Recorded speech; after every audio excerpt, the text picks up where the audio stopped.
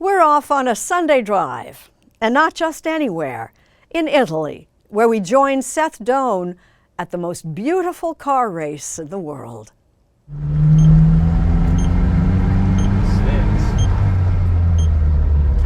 Quickly, quickly! This father-son duo came from California to race this tiny 1957 Fiat on the back roads of Italy. Slow, slow, slow. We were way off on that A one. graduation celebration for the classic car-obsessed David Ely. He and his dad Len set off among almost 100 others, practicing for a stunningly scenic race with routes stretching back nearly a century. Their car was the first off the starting line in 1957. That was how this started, was he emailed me the newsreel and said, Joe owns this, we could do the Mille, and it was kind of like, oh. You're just using this for directions. Their friend Joe Hurwicz bought this Fiat specifically to race in the Mille Miglia. Mille means 1,000 in Italian, and miglia is miles. This 1,000-mile race of classic cars on open roads goes from Brescia to Rome and back over 5 days. It's the great race. What makes this the great race? Enzo Ferrari called it the most beautiful race in the world. Yeah. And we're here to find out if that's true.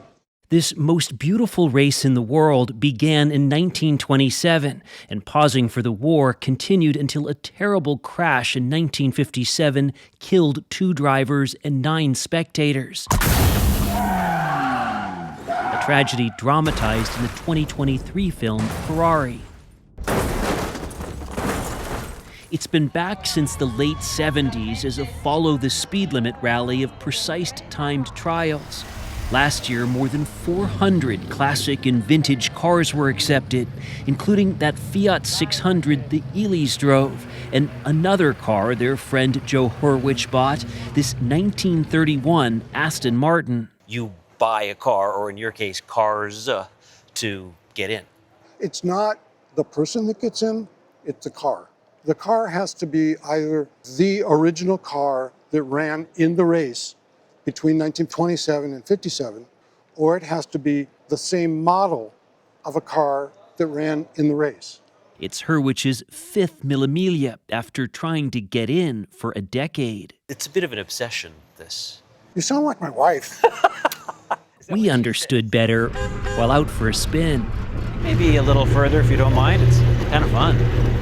You mean you might get hooked? I might get hooked. The non-car guy? I'm going to need a new job to get really hooked. The race was passing through villages just on your doorstep. Growing up in Brescia, Francesca Perolin was raised on the Mille Miglia. So make sure you check the next page. Now she's the COO helping to run it. And the cars being raced could be your daily car. But it's not exactly daily cars being raced today. What do you say to someone who says this all just feels out of touch with the world today, kind of underlines the inequality in the world? Well, of course, some of the cars are expensive, but the secret of Mille Miglia is that it's a celebration of our history and everyone can be part of. We have spectators on the road, they don't have to pay. And after all, you can take part into the Mille Miglia with a Fiat 600. You don't need a $20 million cars. Cars cannot have any major modifications and need to be properly restored. We spoke near where they're checked and certified to race. Mille Miglia is by now the largest motorsport event in the world. Largest motorsport event in the world. It is. You think of Formula One? No. We have more cars, we have more miles, we have more spectators on the road. It's that dream of, if you've watched the Mille Miglia, you know, you're standing in the street and you're seeing these cars going by and you're thinking, oh gosh, I'd love to do that. Well, this actually makes it possible. Debbie Travis, a British-Canadian TV personality, and her car-loving husband, Hans Rosenstein, have a villa in Tuscany not far from where the Mille Miglia passes by. Now, they host a week-long Mille Miglia-inspired classic car rally retreat for tourists, including Jim and JC Germani, who came from Osterville, Massachusetts. The Ferrari, I've been wanting to drive that car ever since I was 7 years old. And what's better than driving a Ferrari through Italy? And it's a bit like being in kindergarten. I have to say to people, no, you've been in the Bugatti once, you have to do this. So, they get to drive usually 2 or 3 cars a day, so they're swapping as we go along with pit stops. They wind along picturesque roads, including nearby Pienza. The hardest thing for the driver is the scenery is so breathtaking, but they've got to keep their eyes on the road. Back in Brescia, eyes are on these cars as they turn the streets into an open-air museum. Jack Broomall and Lisa Barrow first did a test run at a scaled-back Mille Miglia rally in the U.S. This one is more intense. We're still married, so that's good.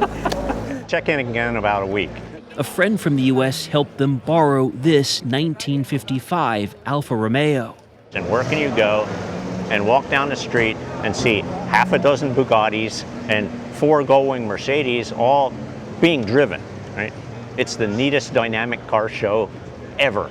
That's a big part of this. These cars are not sitting. They're not under lights. They're on the road. These are not cars that are maintained in someone's elegant garage at home. I like that element of it, that the cars are driven. And they're driven hard. They're driven like they were meant to be in the day. This journey is also a test of driver's endurance in these old cars, often without much protection from the elements. Over the 1,000 miles, Jack Broomall and Lisa Barrow did remain married. We saw Joe Hurwitz passing through Rome in his Aston Martin, accomplishing the same goal that David and Len Ely set. We're just going to have fun. Our goal is to finish. Finish they did. A test of mechanics, will, and despite cheering fans lining the roads, humility. I mean, the Italians love the car. It's amazing, They don't care about us, but which is perfectly fine. The car is the star.